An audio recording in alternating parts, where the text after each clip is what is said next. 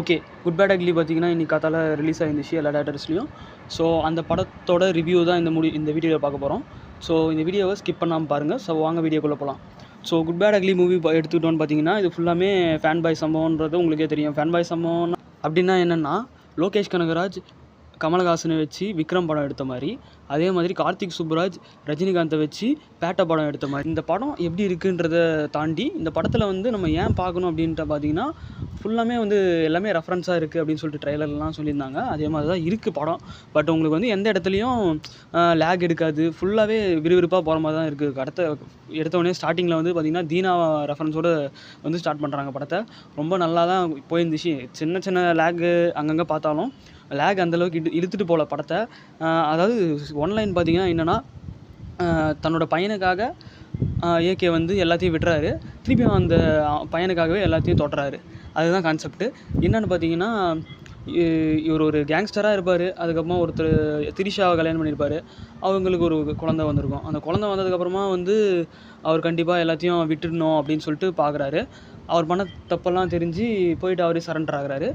அதுக்கப்புறமா ஒரு 18 வருஷம் ஜெயிலில் இருந்துட்டு 18 வருஷத்துக்கு கழிச்சு வெளியே வரப்போகிறார் இன்னும் 3 மாதத்தில்.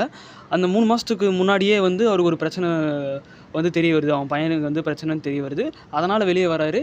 வெளியே வந்து அந்த என்னென்ன பிரச்சனை அப்படின்னு சொல்லிட்டு தான் இந்த கதையே.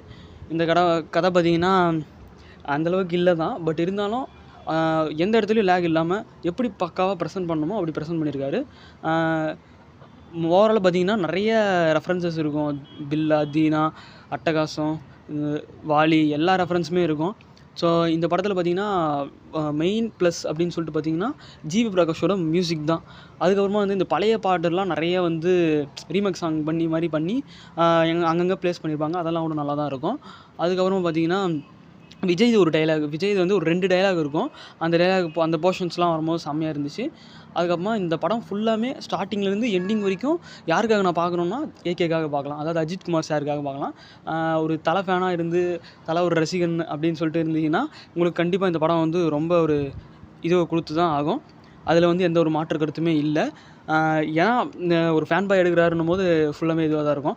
அதே மாதிரி இந்த படத்தில் லாஜிக் நீங்கள் பார்த்தீங்கன்னா அந்தளவுக்கு இருக்காது. ஏன்னு பார்த்தீங்கன்னா இது ஃபேன் பாய் சம்பவம்னு உங்களுக்கே தெரியும். ஆனால் லாஜிக்கெலாம் நீங்கள் பார்க்குறதா இருந்தால் அந்த லாஜிக்லாம் நீங்கள் தூக்கி வச்சுட்டு தான் நீங்கள் போய் பார்க்குற மாதிரி இருக்கும் இந்த படத்தை. பட் கமர்ஷியல் என்டர்டெயின்மெண்ட் ஃபிலிம் தான் நான் சொல்லுவேன். செம்மையாக இருந்துச்சு. கிங்ஸ்லி வர காமெடி போர்ஷன்ஸ்லாம் கொஞ்சம் ஓரளவுக்கு நல்லாயிருக்கும். மற்றபடி அந்தளவுக்கு காமெடியெல்லாம் கூட அந்தளவுக்கு செட் ஆகலை. பட் இந்த படம் ஃபுல்லாகவே ஆக்ஷன் ஃபிலிம்ன்றதுனால நல்லா தான் இருக்கும். நல்லா தான் போய் எடுத்துகிட்டு போயிருப்பாங்க.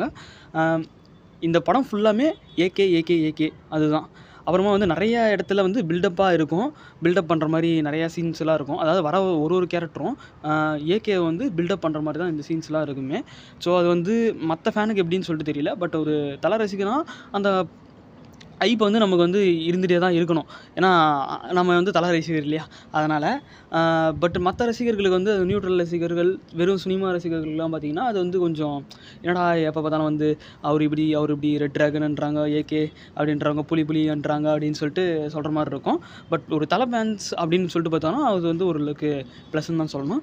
அதே மாதிரி இந்த சாங்கில் வந்து புலி சாங் வந்து பயங்கரமாக இருக்கும். அது வந்து சேஸ் பண்ணிட்டு போகிற மாதிரி ஒரு சீனு. அந்த சாங் வந்து பயங்கரமாக இருக்கும். அதே மாதிரி ஓஜி சம்பவம் சாங்கு, அப்புறமா ஜிபியு சாங்ஸ் கூட எல்லாமே நல்லா தான் இருக்கும். மெயின் என்ன ஒரு மைனஸ்ன்னு பார்த்திங்கன்னா நிறைய ரெஃபரன்சஸ் இருக்கும். இப்போ நம்ம கோட் படம் எடுத்திங்கனாவே ஒரு 4, 5 ஒரு 6 ரெஃபரன்ஸ் இருக்கிற மாதிரி வச்சுக்கோங்களேன். பட் இதில் வந்து பார்த்திங்கன்னா ஒரு 10, 11, 12 ரெஃபரன்ஸ் இருக்கிற மாதிரி இருக்குது. பட் ஆனால் எந்த இடத்துலையும் ரொம்ப லேக்காக கொண்டு போகல. ஏன்னா இப்போது மோஸ்ட்லி வந்து இப்போ வர படங்கள்லாம் நல்லா ஓடாததுக்கு காரணம், கதை நல்லா இருந்தும் நல்லா ஓடாததுக்கு காரணம் என்னென்னா கிறிஸ்பாக இல்லை, சீட்டோட எட்ஜில் உட்கார முடியல. ஒரு 3 மணி நேரம் 4 மணி நேரம் 3.5 மணி நேரம் படம் எடுக்கிறாங்க.